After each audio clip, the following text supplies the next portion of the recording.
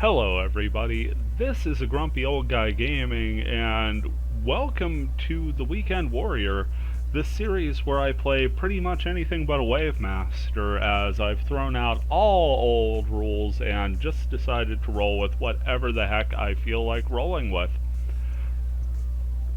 Just kidding, we're just moving to a different character in a different phase. Actually used my Blade Master for the Fragment Friday, but we're heading into the offline world today for a very special reason. If you happen to peep on the Fragment from a Netslum YouTube recently, you saw a little sort of introductory guide to character creation put together by yours truly, where we created possibly the greatest looking heavy blade that ever lived, Gogs! And we're going to kick off the journey of said Gogs here today. There you could see him in all of his low center of gravity glory, wearing his hair in a manner that says he probably hasn't washed it this decade, with a sword that is probably 3 inches taller than himself. A loading we will go.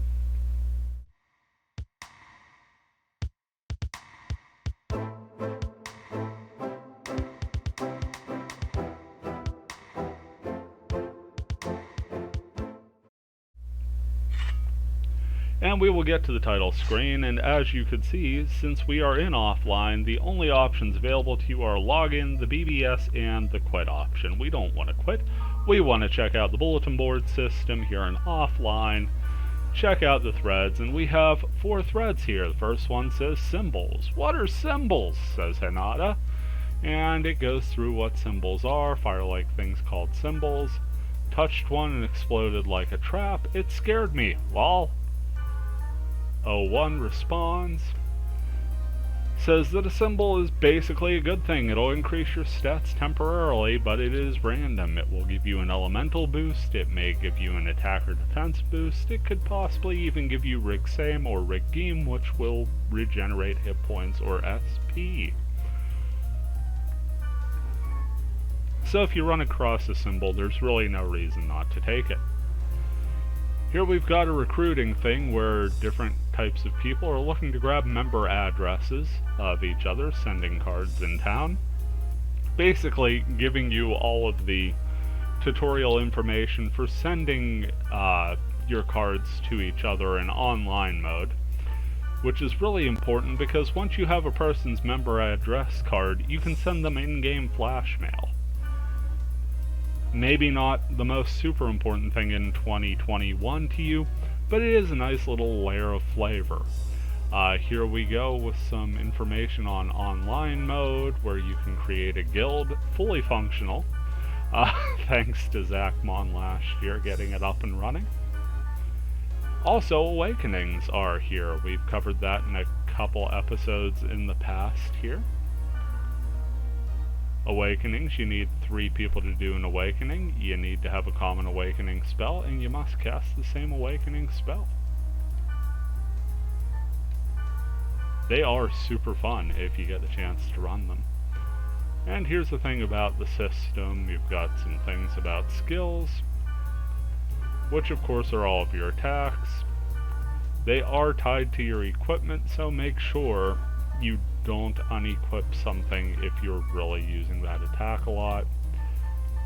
So many things to go through here, as this is just the basics about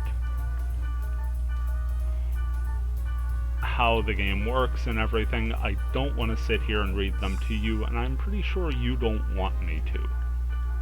Let me know if you do, though. If I come across some spare time, I'll put that together. Not a hard person to work with.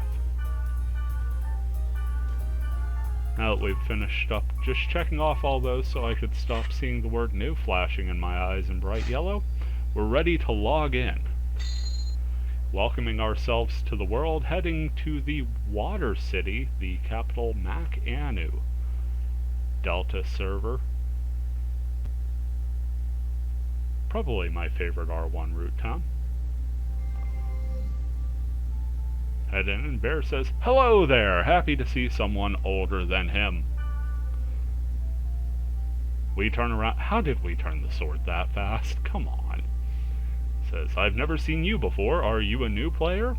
Ah, see, he would say newbie. He goes, I'm Bear. What? I'm not suspicious. No. Half-naked people with swords camping out at Chaos Gates are never suspicious. BT hops in and asks Bear if he's being nosy. That's so like him. Classic. Bear says, I'm just helping the newbie here, BT. Told you he'd say it. So Bear Sensei is giving lectures now. Ah, the banter. BT introduces herself, says it's nice to meet us, probably wants to know if we have information pertaining to the Key of the Twilight. BT and I could show you around, newbie. How about it? Well, that sounds good. Should we ask for help or refuse?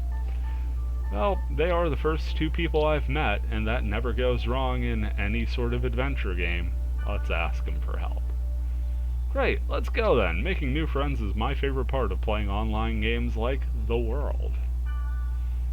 Bear says, here, take this, and gives us a wooden sword. No, wrong franchise. We get a member address. That's right. Member addresses are like simple email addresses that you can use inside of the game. Using them, it's possible to send your friends messages while logged into the world. You'll need a player's member address in order to invite them to your party, and I'm falling asleep reading this. Now for the real thing. Try inviting me to your party. First, press the triangle button to open the menu. From there, select Party. Next, select Invite. If this seems an awful lot like the little intro dungeon that you had in Infection, well, good news. This sets up pretty much the same way. I'm going to select Bear here, as he's our only friend, which gives me one more in this game than in real life. Send the message. He says, just got it. Join the party. So now our party is Gogs and Bear. What a handsome pair they are. Bear says, do you see my avatar on the bottom of your screen? Fun fact, we did till you started talking. That means we're currently in a party together. You should also know that you can only invite players to a party when you're in a root town. Furthermore, both you and your friend have to be online and available for it to work. People do have lives outside of the world, of course, and no one is going to be online. No. But we should probably get going, BT. You ready?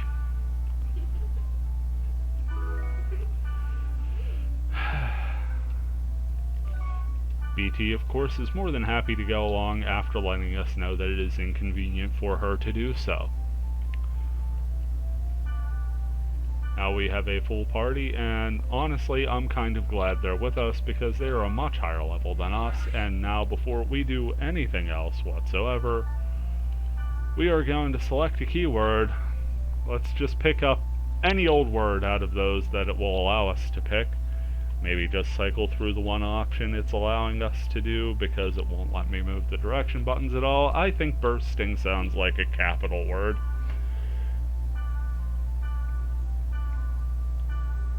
Passed over. Yeah, okay. See, you can move through. It's just not going to let you pick them.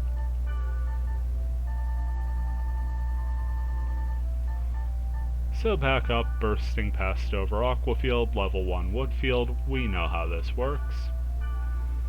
Gives us the server symbol. Again, these words will give you different parameters in each server. There's our field status with all of the different jewels.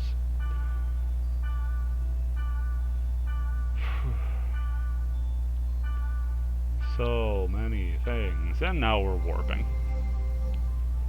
Now this character is completely unmodified from when I did the character creation. We've still got base gear and everything. Gonna make our way to that portal right in front of us. Before we start the game, let's review the camera controls first. We have more teaching time with BT Sensei. BT tells Bear to cool his jets, and now we're told if we want to survive, we have to keep our guard up. Proper operation of the camera angle is essential if you want to keep the upper hand in battle. Very true, as it is a vision-based system. If you're extremely unlucky, you might just end up getting surrounded without knowing what hit you. Yeah. Yes, that That'll happen a lot. So let's rotate the old right analog stick here. Ooh. Oh, doesn't that look nice and crisp? Up next is learning to zoom in and zoom out. Just like the previous camera controls, right analog stick is doing the job for us. Don't know how many times we have to do it. There we go. Now to reset the camera, all we have to do is push in the left analog stick. Sort of a weird place when all the other camera controls are with the right stick, but right stick's going to give you first person mode, so you gets what you gets. Heated battles, the camera could be your best friend or worst enemy, use it wisely. Somewhat true, technically it's only getting an assist credit when the creature just off camera one-shots you. Bear says, hold your horses, even I can't keep up with you. BT says, sorry, am I going too fast? Bear then proceeds to tell us that we are in a field. Should we want to return to town, we could just gate out from here. Of course, in the dungeon, you need to use a sprite ocarina to get out of the dungeon first.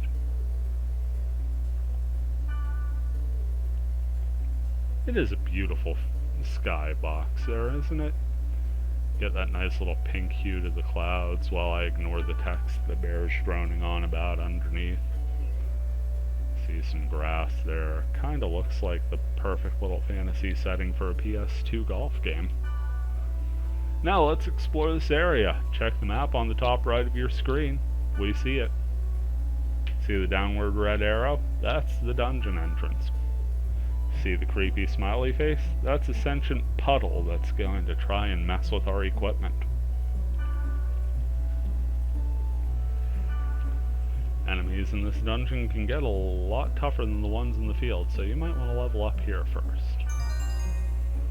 Bear's nice enough to use a fairy's orb, which you cannot do for other people online, but this is the tutorial and we don't have Jack, so thanks, Bear. Using a fairy's orb reveals the portals to us that look like, kinda like checkers. They're yellow checkers here in the normal map. They're just little dots in the expanded map, which is the one I prefer. The yellow points are magic portals. They can bring forth monsters or treasure chests. In the case of mimics, both monsters and treasure chests. Now we're going to run up to the portal, and it's going to give us ye old goblin to attack, and since this goblin was dying of boredom waiting for us to charge on, and it's only got 5 hit points left. Got the red cursor, so it means we're in attack range, and now we just swing our sword until we hit it. Only took 2 tries there, and we hit for a quality 34 damage. Next we get to practice skills.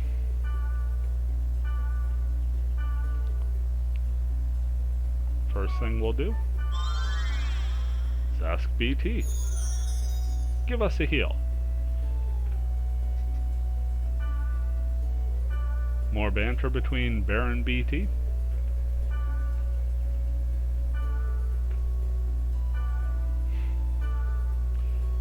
Bear senses our inherent boredom. Now let's check out our skills. We've got Deathbringer and Rep. So let's go ahead and set up what shortcuts I can. L2 and circle is going to be my Deathbringer. And L1 and triangle is going to be Rep. Don't think I have anything in the old item stash there. Well, I've got the basics.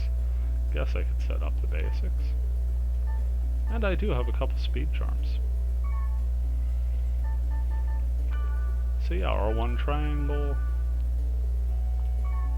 1 items, health drink, R1 square, antidote, R1 circle, restorative, R1X, resurrect, R2 and triangle. And I'm only doing those because those are ones I use literally every one of my characters. R2 and X, items, speed charm. Not going to use one on this field, but we have it there for future reference. Now let's go ahead and clear out the rest of these shiny new field portals. Nice thing about offline mode is you're going to get full experience whether you do jack to the monsters or not. So this next field portal, just going to have BT cast a spell that won't get there before before Bear hacks up the goblin. It is indeed over. There we are.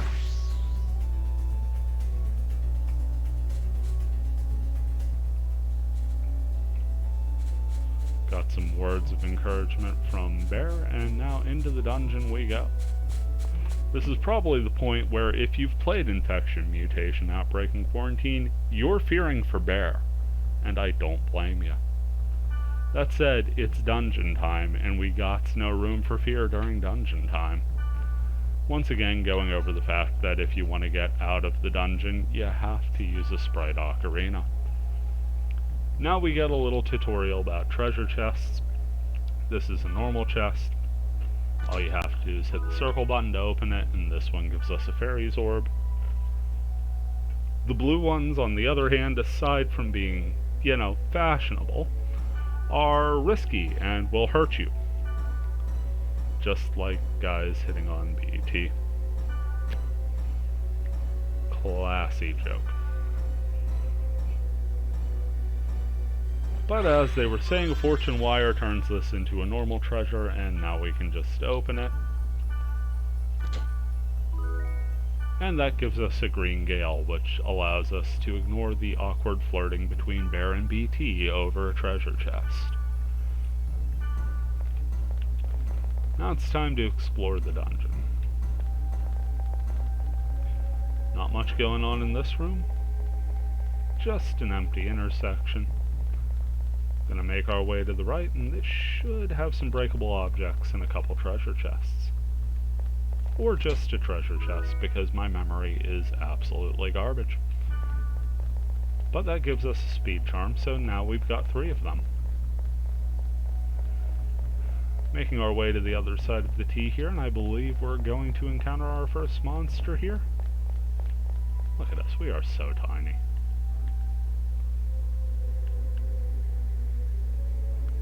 It's like Bear and BT adopted an old person.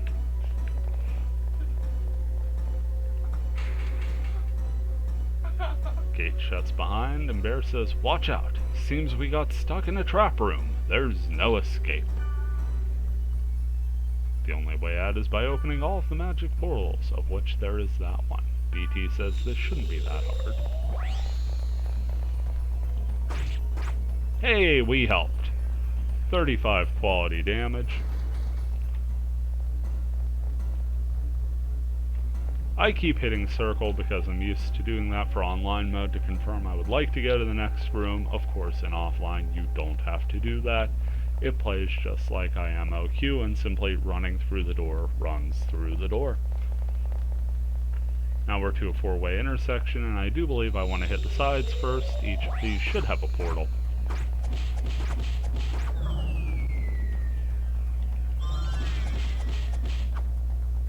Bring some death to that magical goblin. And let Bear take care of the moth. Rely on BT for a Larep healing us up. Party dynamics in action. Picking up a healing potion there as well, which is a healing item well above our pay grade at the moment. So that's probably getting stored in the fairy storage when I get back.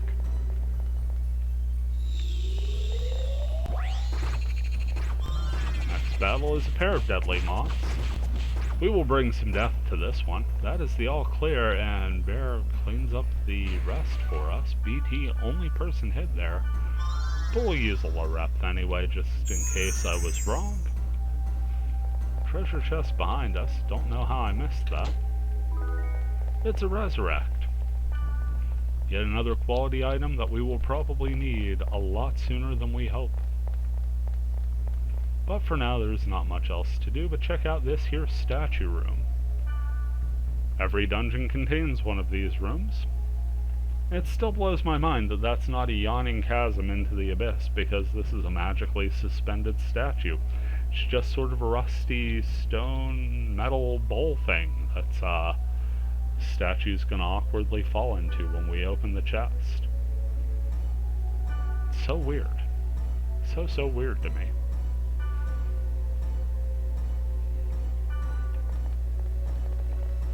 Go ahead and open it up. We get a fossil bracer, a health drink. Make that 2 more health drinks. So fossil bracer, more than likely an upgrade on whatever we've got. We've got rusted hands. No, it's quite the opposite. It's a downgrade. It would give us a magic attack at the cost of some physical attack and defense, some magic attack, accuracy and evasion, and our ability to resist, what is that, poison and the like? Poison, paralysis, speed reduction, and physical resistance. Not worth it for a slight bump in the Cure Sleep, Confusion, and Charm and Magic Resistance department. So we're just going to hold on to our rusted hands there.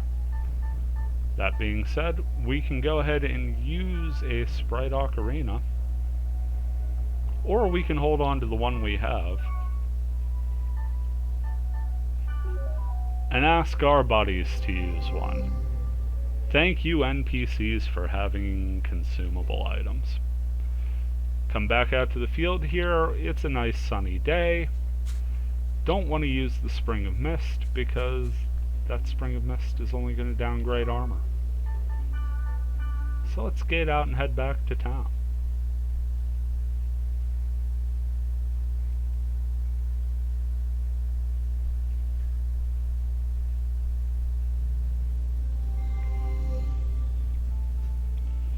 Back in town, we are safe and sound as well. We weren't too bad, you know. As long as you pick an area matching your level, you should be fine. Just call if you need us. Need them, we will. There's Mimiru, says, "Hey old man." You take a guess who she's talking to here. BT doesn't count. Bear says, "Well, hello young lady. What are we, chopped liver?" And BT too, always together. There's our answer. What have we been doing? Bear decided to play teacher. Mimiru goes, he loves to preach. Hey now, says Bear. Guess she didn't value your teachings, Bear. It's okay, I guess, says Bear. I think I'll call it a day for now. I'll send you a message later. Be sure to check your mailer. BT says, guess it's a good time to stop for today. See you around. And so they log out. Mimiru says, same for me, bye-bye, without even mentioning that we are a new person there, tagging along with her friends, and we have the same sword as her. Confidence building. But that's going to do it for episode 1 here.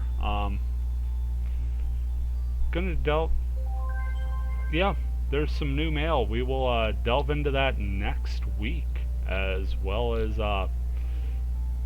check out more of the game's secrets here in early story mode. In the meantime, this has been a grumpy old guy gaming with Gogs. Thanking you for checking this out. Take care, and we'll see you around.